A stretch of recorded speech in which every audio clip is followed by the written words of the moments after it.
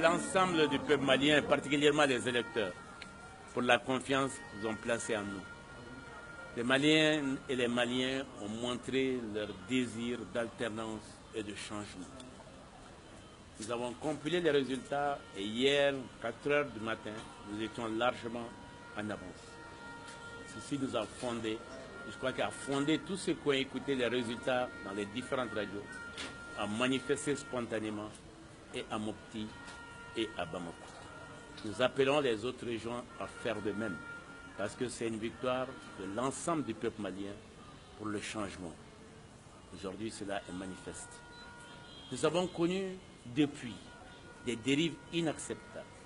La société Smart Media, avec laquelle nous travaillons déjà depuis plus de 5 ans, qui est notre société de communication, dans laquelle d'ailleurs il y a des ressortissants européens, particulièrement français, ont été l'objet de visites inopportunes de la sécurité d'État. Les ordinateurs ont été emportés. Les cadres et les collaborateurs qui y étaient ont vu leur téléphone portable emporté.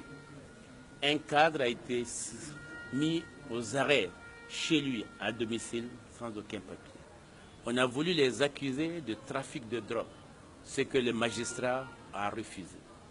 Nous avons un logiciel de compilation qui s'appelle élection-mali2018.com qui nous donnait les résultats au fur et à mesure, bureau de vote par bureau de vote. Il a été attaqué et devenu inopérationnel. Nous avons aussi des résultats fantaisistes dans le nord du pays. Gourmararouz, 30 000 voix, Tombouctou, plus de 11 000 voix, Tingalmen, Aguelhawk, etc. Nous pourrons vous donner les détails qui correspondent quasiment à ce qui s'est fait pour le premier du tour de l'élection présidentielle. Nous avons connu des achats de conscience. Nous avons dit déjà à la presse l'inacceptabilité que les bulletins de vote circulent à l'avance, certains déjà remplis et signés. La fraude, elle est avérée. C'est pour ça qu'il y a des résultats que nous n'accepterons pas. Les résultats à nous n'accepterons pas. Ce n'est pas nous qui allons embraser le pays, c'est ceux qui, je vous en prie, c'est ceux qui ont fraudé, c'est eux qui embrassent le pays. Déjà, vous avez vu le nombre de candidats qui se sont retirés, qui ont dénoncé la fraude. Nous, notre camp, nous avons voulu sauver la démocratie. C'est pour ça que nous avons accepté d'aller au deuxième tour. Mais nous ne serons pas l'agneau du sacrifice. Nous n'accepterons pas que notre pays soit construit sur la fraude, les achats de conscience. Nous n'acceptons pas ces méthodes policières.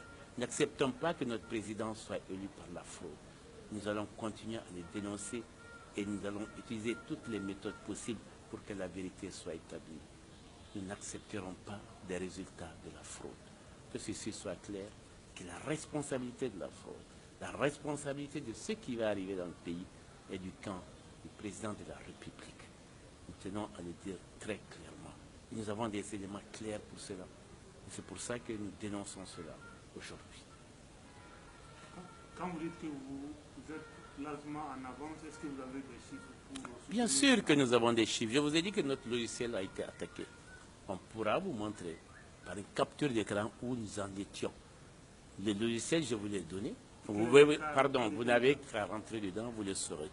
Nous étions largement en avance à l'heure où je publiais, à l'heure où nous parlions. Donc aujourd'hui, notre logiciel a été attaqué. Ça nous ralentit dans la comptabilisation. Je crois que tous ceux qui ont fait un peu d'informatique le connaissaient. Nous étions à 51,93%, contre 47,53% au président de la République. Voilà où nous en étions. La compilation était en cours et notre logiciel a été attaqué, les ordinateurs emportés, les téléphones portables saisis. Pourquoi? Si ce n'est pas pour cacher quelque chose. Je crois que ces éléments seulement suffisent avec ce qui s'est passé sur le terrain, l'achat de conscience, les bulletins qui ont circulé, les bulletins prévotés qu'on a retrouvés chez des cadres supérieurs dans ce pays. Ceci est inacceptable, ça s'est passé au premier tour, ça continue à se passer au deuxième tour. Je crois que les Maliens ne l'accepteront plus, et nous en tout cas ne l'acceptons pas. Mais tout le monde a peur du chaos, mais le chaos ce n'est pas moi. Je suis l'un des seuls dirigeants au monde à avoir été voir mon adversaire chez lui, avec ma femme et mes enfants. Monsieur, j'ai fait une première mondiale en 2013 et avant la proclamation. J'ai dit, je répète, j'ai fait une première mondiale. On ne peut pas, moi, m'accuser de vouloir le chaos. je suis celui qui a accepté d'aller au deuxième tour pour justement éviter le chaos. Mais à l'impossible, nul n'est tenu. Si vous avez le camp d'en face, nous avons fait des propositions d'amélioration. Tout a été rejeté par le président de la République et son camp. Nous avons fait un mémorandum à plus de 15 points. Il n'a pas été accepté. La communauté internationale peut en témoigner. Et je crois que nous n'avons jamais été des pyromanes. Nous avons fait 5 ans d'opposition dans ce pays. Nous avons marché 500 000, 1 million de personnes dans la rue contre le gouvernement.